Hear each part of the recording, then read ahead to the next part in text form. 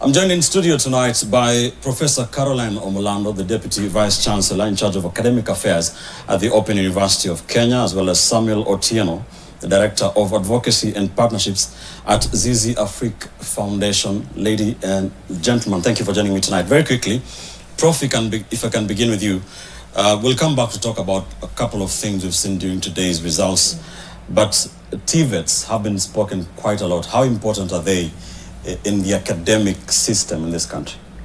Thank you so much for that question. It is important from an educational point of view to appreciate the fact that when you have a group of learners taking their education at one go, not all of them have the same abilities, and because of that, you're definitely going to have students performing at different levels, and therefore, when we talk about the TVETs and those who have performed at a certain level, in this particular case, in our contest, we are talking about a C+ and below. Right. Those are the students who will take up those positions, because then that is their level of performance. And then they are able to take up courses and probably trainings that would match their level of abilities. All right. Yeah. Mr. Otieno, university education has been cited or lauded as the be or end all of everything in terms of academics. Is this changing, in your opinion? Well, thank you very much, Ben, and Happy New Year to our viewers. I think this question can be answered against the backdrop of the trends that we are seeing in terms of the future of work as it is right now. And there are statistics that point to the fact that about 64% of children who are enrolling in school now might not necessarily work in any of the professions that we already know. Right. And you look at that one against now the percentage of the students who scored C, below D+ and below, and you begin to see that there is a trend and there is something that really needs urgent attention, because you're basically having just about maybe a third of these candidates who qualify for the university. So the question is, how do we come up with a system that has something for everyone, and a system that creates opportunities for those who might not be necessarily cognitively gifted to go to the universities? So the universities are still extremely important, but there needs also to be a place for diversity and a place for people to be able to have spaces and opportunities in life. All right. Through other things. All right, hold that thought. We shall come back later to speak about this and other issues that we've seen today during the release of the 2024 KCSE examination results. You're watching NTV tonight. Time for a quick commercial break. Don't go too far. We are back shortly. Congratulations to the KCSE class of 2024, and we wish them the very best in their academic future. And now joining me in studio back again is Samuel Otieno, Director of Advocacy and Partnerships at Zizi Afrique Foundation, as well as Professor Caroline Omolando, the Deputy Vice Chancellor in charge of Academic Affairs at the Open University of Kenya. Thank you, ladies and gentlemen, for joining me. Again, we try to cover as much as we can. There's a lot to discuss when the KCSE results are announced. They're a big thing in this country. We've seen the celebrations across the country. And let's talk about some of that. Let me start with you, Mr. Otieno. The number of A's, which is something every school talks about. We had one of the teachers saying this is the first A plane in 16 years. It was a big thing for them, and that has been the case. But generally, the number of airplanes rose this year by 447. What are your thoughts on this? Okay. Thank you, Ben. I think one, that's good news that we have more A's. But I think in terms of looking at these results in the entirety, you basically don't have to look at the absolute numbers, which is 447 new A's. If you look at it in terms of the percentage, looking at the candidature, then it's very minimal. The increase is very minimal, because I think we are at 0.18% having gotten A's against 0.14% last year. But having said that, I think there was a fundamental improvement in terms of the grading system, the one that considers mathematics and then the top language subjects, and then the others, which I think is a good thing, because it then provides room for most of the students to be able to leverage their strengths rather than the past system that boxed them into the so-called compulsory subjects. So I think it's good that the numbers in actual terms are up, a small percentage, but I think it's a progressive kind of achievement, because then the grading system is helping our children, come out much better. On the issue of A's and that battle, and also the new grading system. Yeah, thank you so much. When we think about the new grading system, for me, as an educationist and as a parent, and just as a general member of the society, I believe that one should not be defined by a grade they get because of an exam they took just over a very short period of time, yet they have spent so many years in school. For example, high school, we are talking about 4 years, and you want to measure me against just an exam I take in about 3 weeks. There's so much more that can define a person. And that is why we say the circumstances under which somebody takes an exam, and there's so many other things that may happen externally and internally around this person, will determine how they perform. And therefore, the fact that we may have a certain number of students who score A's, it is good. We appreciate those. It means they have a certain capacity, certain capabilities that under certain pressure, they are able to get that grade. But at the same time, we should also be able to appreciate those who score the other grades, because then that is what they were able to get at that particular time, and then they can move up and say, this is what I get. But besides that, I would also want to say, given the new grading system, I think it also provides our students to also have a raised self-esteem. We know how it is when results are being announced or are going to be announced. There are those actually who keep off from everybody because they know they probably have scored a low grade and they will be defined by that grade.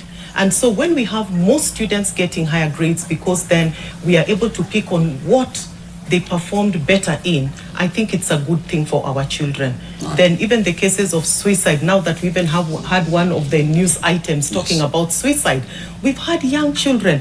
What would a 14-year-old child know about suicide?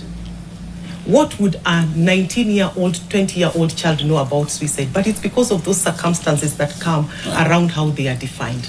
So I think it's a good thing that we have that. So, from where you sit, why is the new grading system better? One, I think the idea is that, with the coming of the competence-based curriculum, we are having a major shift towards having an education system that has something for everyone. And that is fundamental in many ways, because our system has been so discriminatory. So it's such that our national examinations have not been necessarily to gauge what you know, but it has always been an elimination kind of formula, so get people sit an exam for a few days and then decide who goes to the university and who remains. And so what this system is trying to do is in many ways trying to amplify the bit around the different and the varied strengths that children or students, for that matter, would have in a classroom. And there's been a big debate, even within the 844 system, where we had the so-called compulsory subjects, and a lot of the times they defined the mini grade that you get. So I think it's a move in the right direction. Of course, they are not candidates who sat the examinations within the context of CBC, but what it does is that it has provided an opportunity for students to benefit from their strengths and be able to get a generally good, better mini grade that then again now opens for them opportunities in the next stage of their lives. And I think that is something that really needs to be encouraged. Now, one of our top stories, and it's one of our the angles of today's coverage that we took, is looking at what looks like blatant inequality in terms of, now again back to the A's, the top performers, how they're distributed. So from that data is that 81% of A-plane scorers came from national schools. Very few came from the county and sub-county schools. 0.5% only coming from sub-county schools. Bringing out the issue, Prof, of these students receive equal opportunities when they go to these various schools, county schools. Do they have the same facilities and classrooms, same laboratories, teachers, all this? Do you agree that it points to a kind of inequality with the different levels of schools? Yeah, I think we must appreciate the fact that not all schools are endowed in the same manner when we think about resources that are available within these schools. By virtue of these schools being either a national school, an extra county school, up to the very low levels, yeah? And of course, the whole story of private schools also comes in, where we talk about private schools also being well endowed with resources.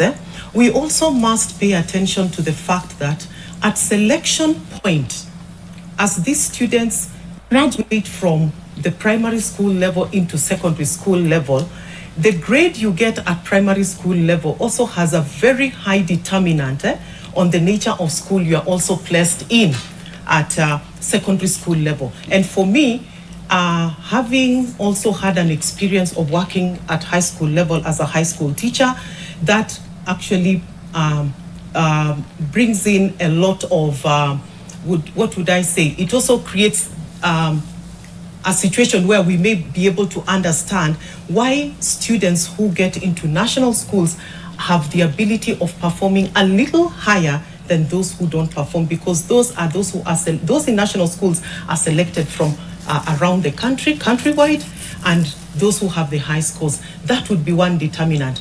But besides that, and putting that aside, we also have to appreciate there are those who still go to these county schools and maybe the extra county schools who have low grades, but still turn out with a very high grade at the end of Form 4.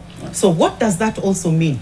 That we can't also peg entirely the whole concept of high performance to resources. The effort a student puts into it also plays a lot of role in helping me as a student getting the grade that I get. So a balance has to be created between that. Then comes the question of, and I'll come to you, Mr. Otieno, of the private schools, which are very well endowed in terms of facilities, but we don't see them much when the KCSE results come out. But just hold that thought. We take a quick commercial break, pay a couple of bills here on NTV tonight. We're coming back as we try to make sense of the 2024 KCSE results. Stay with us. Mr. Otieno, I was coming to you for the question on why we see disparities in terms of the top performing schools based on the system, on the levels, national schools, county schools, sub-county schools. And additionally, if it's a matter of resources, then private schools have resources, but we don't see them, appear quite dominantly in the KCSE, top lists. Why is that? Thank you, Ben, for that question. I'll be a bit different. I hold a different view from Prof when it comes to the whole issue around inequalities. I think there is a lot of inequalities within our education sector and our education system in this country. And at Zizi Afrique, we, together with our partners, consolidate data and evidence. And evidence to suggest that actually the school that you go to has got a high, is a bigger determinant on the outcomes that you'll be able to get at KCSE. And why am I saying this? We all know that the national schools only comprise like about 4% of the schools in this country. And then if you look at that against the extreme, which is at the lowest level, the sub-county schools, which are like 54%, then you get to know where the biggest population lies. And what is happening is that if you're finding 83% of the A's coming from the nationals, it tells you something about, one, how we are distributing our resources. And you will agree with me that if it comes to teacher, distribution and teacher management, those are the schools that has got some of the most experienced teachers. They are the most well-staffed. When it comes also to even, the resources, if you look at even the formula that we use for capitation, then definitely those are the schools also with the highest population. So in terms of the actual amount that goes to those schools, they get more resources than the others. And I'm tempted to believe, as somebody who works in civil society, that actually our education system is designed to be discriminative in many ways.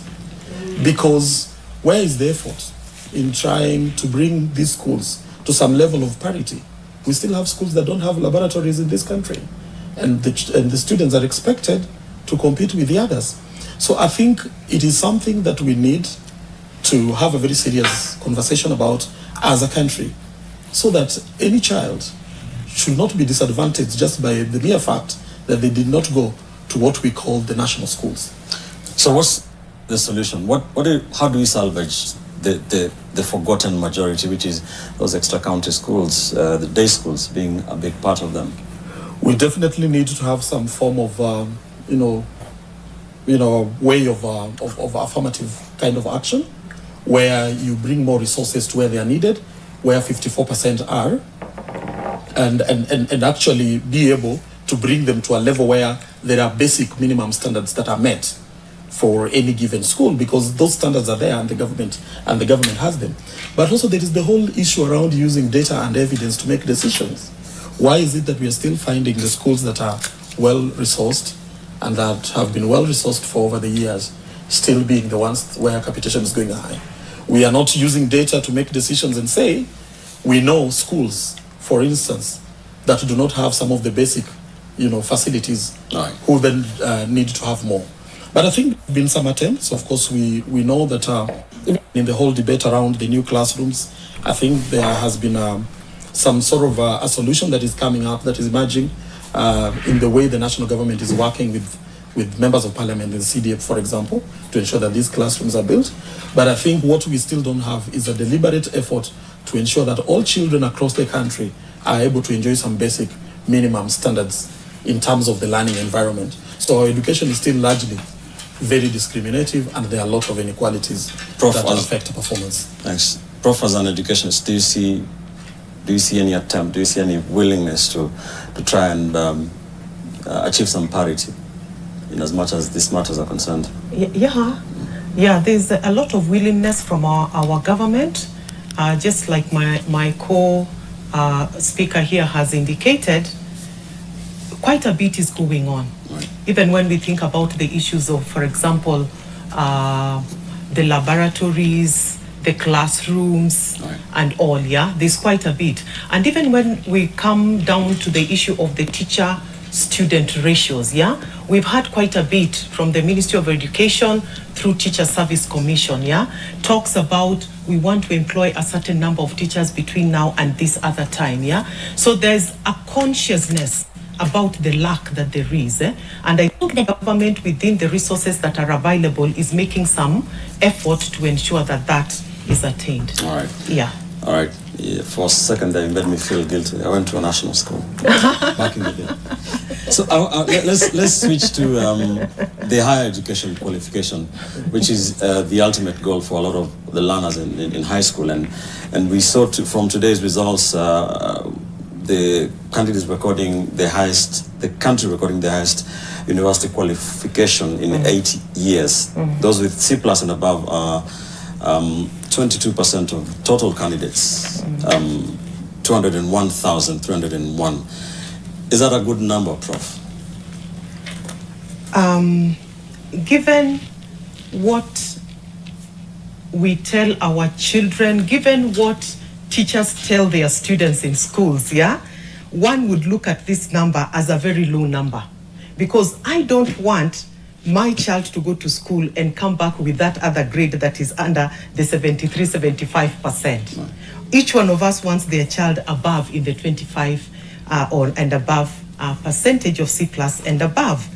But let's maybe go back to our very first comments before we came to this sitting, where you asked about what we thought about the general overview of these results, and was saying that the fact that we have a certain number that gets the A's, it doesn't imply that the 75% that have the lower grade can now be thrown to the dogs, and that is the end of the road for them. it's just a matter of us asking ourselves and telling ourselves, if we have this percentage that has made it to the university, that is good enough. And maybe the other thing we must also be very alert and alive to is the fact that the manner of training or the kinds of training that happen at these different levels of learning are very different. While the training that happens at the university level may be more knowledge-based, and of course, with those the programs and courses that have the practical elements being brought in, we'll discover that the training that happens at the lower level is more practical oriented, because we need the two groups of people in society for us to move forward. We can't say we only want a knowledge-based society or we only want a practical oriented society. They must work together. So these are two groups of students we must appreciate. And given the kind of the number of universities we have in Kenya, and the kind of resources we have within our universities, I think this is a number then that can be uptaken within those institutions and then allow the others to trickle to the other levels, so that we work within the building the economy, so that by 2030 we have an economy that is at the level that it should be, where we are able to utilize the skills that our students have attained through the colleges to bring the economy to where it should be. Right. That is what I would say. I would like us to talk about TVET, but before we do that, Mr. Otieno, talk to us about the university qualifiers. What do you attribute the rise in the number to, and what is your view of the place of the knowledge-based and the university qualification and the mad rush for that by the education system, to the detriment of everyone else who falls short of that? I think that has been a major gap in our education system, because our system has always hoped and prepared us all to go to the university.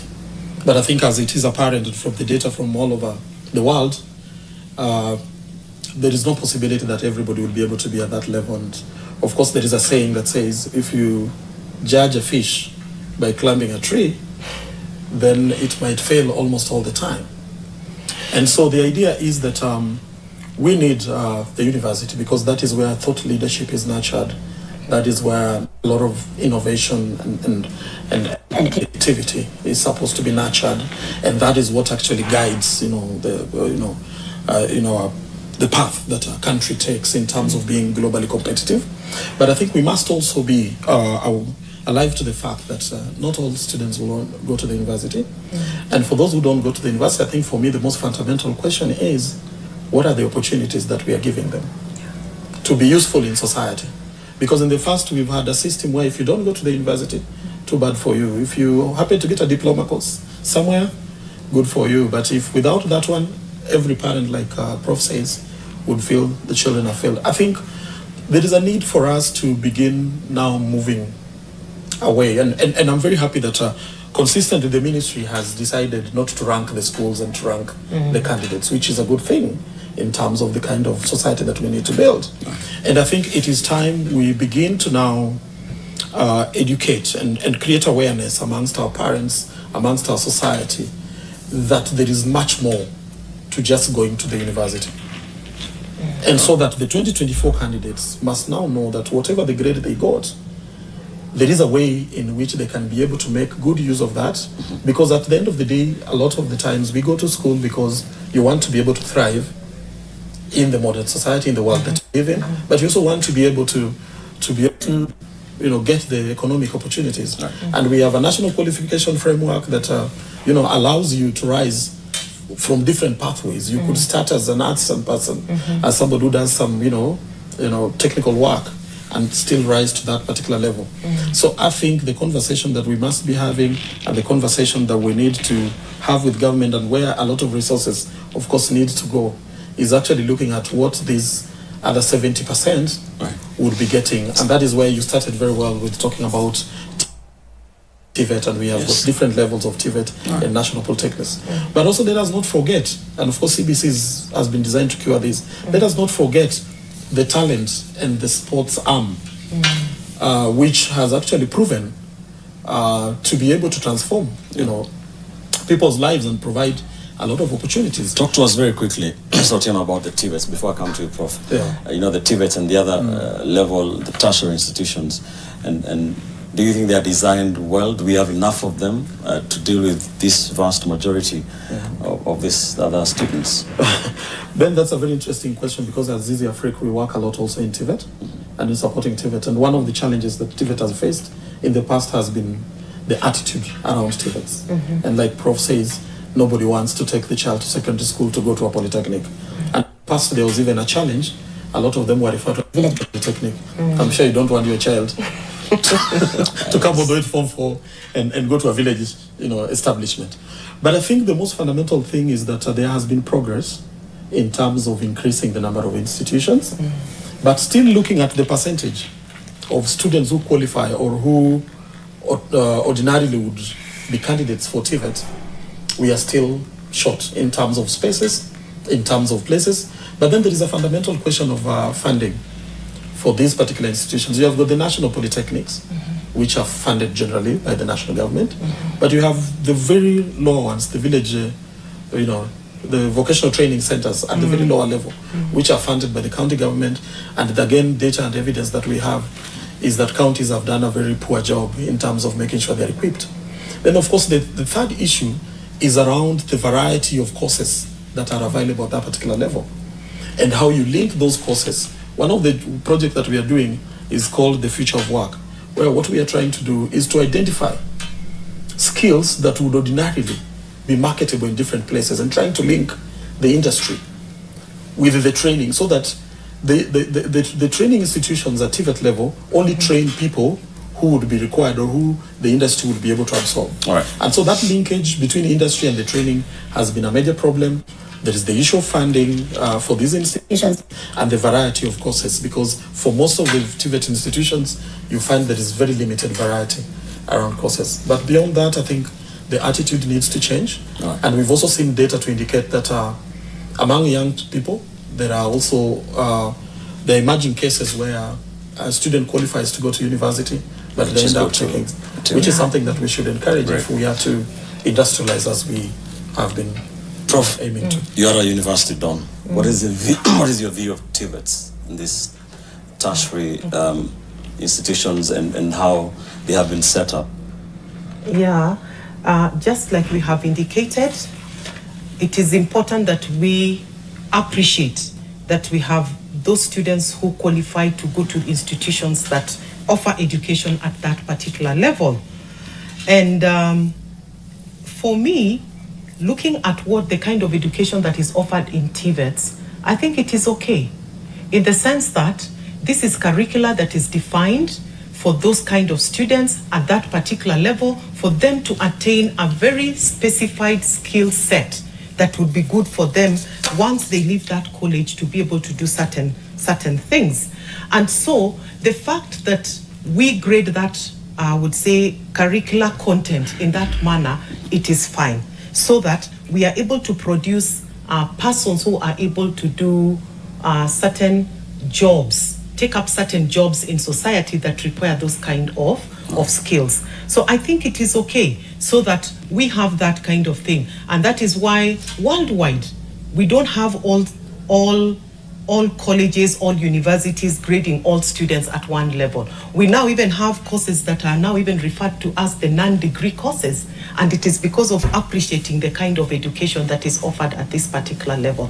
So it's an issue of us just appreciating it and understanding what kind of skill do I want to get out of this, and what do I want to do with that skill. As we wind this up, Yeah. even as you rightly say that we need more capacity in the TVETs and the tertiary level institutions, would you say there's need for the government to expand even further, even the university space, as it were, because we have almost 1 million candidates sitting for their KCSE, and a good number of them getting lost in that system, which is not right. Is there a need to expand even the number of university places that we have? Expanding the number of university spaces, I don't think that would be a very good solution. Why? Because we are already working we are already working within an environment where we are saying the universities feel they are underfunded. all right? And it's because of the circumstance under which we are working in and all. So we have to appreciate that. But I think what universities now need to do is to think about diversified ways in which they can still offer the same education under the circumstances under which we are. Let me now then be a little biased, given that I am here. For example, the whole concept of the Open University of Kenya came on board because we are saying the brick and mortar universities may not have the capacity to accommodate all these students by virtue of the nature of resources they have on the ground. Is it possible then we can find a solution where we are saying these students who are unable to move to their university, stay there and learn from there? Is it possible we can provide another way, another channel through which, where I am, I can still get that education, same quality, and maybe even higher because you have better interaction with your facilitators, you have more space to interact on the online space. And I think this is even something that is also being taken up by even the brick and mortar through other models. So I think it's an issue of universities diversifying and being dynamic in the manner in which they approach the offering of the courses they do. Otieno, I want to come to you for the final thoughts, but before I do that, I can't let you go without you giving me your thought in 30 seconds of the new university funding model. What do you think about it? It is a good idea, and of course we have had funding of university students. It's not a new thing, yeah? But the fact that it has been thought about in a different way and the community out here have not understood the manner in which it is operating, I think that's why we've had a lot of outcries, yeah? And I do appreciate actually what the government has done. Quite recently, we had a task force that was put in place to look into what are some of those shortfalls that are causing a lot of outcry. And I think if all those issues are handled, it is a good idea because there are many students out here who need that support. All right. Yeah. Thank you, Prof. So you have the final word. Is the new university funding model a good idea? It seems to be locking out a lot of people from what we can see and report on. But what are your final thoughts on all these issues, very quickly? Ben, and again, based on an analysis of actually this particular funding model and the fact that now the number of students who've qualified for university has increased, I think there is a serious implication on the funding model, and there's a lot that needs to be done to make sure that that funding model, one, works, and two, that it helps students who are from disadvantaged backgrounds to be able to access education. But I think beyond that, there is a much more bigger issue that we need to look at when thinking about exams and what we need to be getting in the education system. This issue around exam cheating and everything that has happened, it's time for us to have a very serious national conversation on our values and our value systems in this country. Because why would a trained teacher want to aid a child to cheat in exams? And this has been happening from time to time. And you heard of the number of students who are going to be disadvantaged because of that malpractice. I think we need to have a conversation on where the values of integrity, honesty, and just making our exams to be things that help us know our strengths rather than things that exclude us as being the guiding factor.